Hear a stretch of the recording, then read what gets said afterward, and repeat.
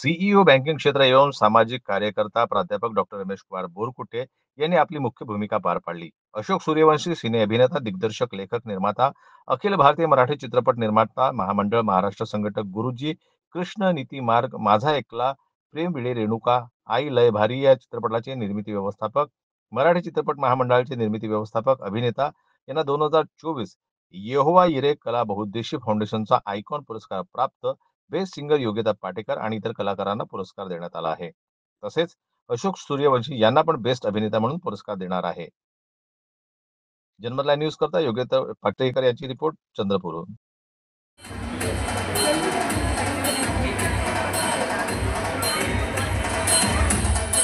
And Mudra Rao Rane High School and Junior College. Oh my God, क्या बात है sir. हर नृत्य क्षेत्र में पारंगत है. क्या फ्रॉम नागपुर से आए हैं और आज उनकी कलाकारी, उनका नृत्य देखने का भी आप सभी को सौभाग्य प्राप्त होगा. तो आप सभी से रिक्वेस्ट है, आप हमारे साथ बने रहे अंत तक. जो हमारे नेक्स्ट अवार्ड ये श्री शिवाजी किशन माली. आपका नाम भी तो बहुत अच्छा नाम है सर. भाई जोरदार. वकील, पोलीस या सर्व क्षेत्रातील लोकांना पुरस्कार देऊन सन्मानित करतायत.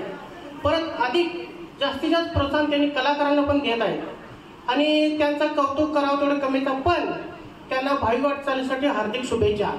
तसेच एक माझा गुरुजी नावाचा चित्रपट आदिवासी व शैक्षणिक जीवनावर एक फिल्म येत आहे.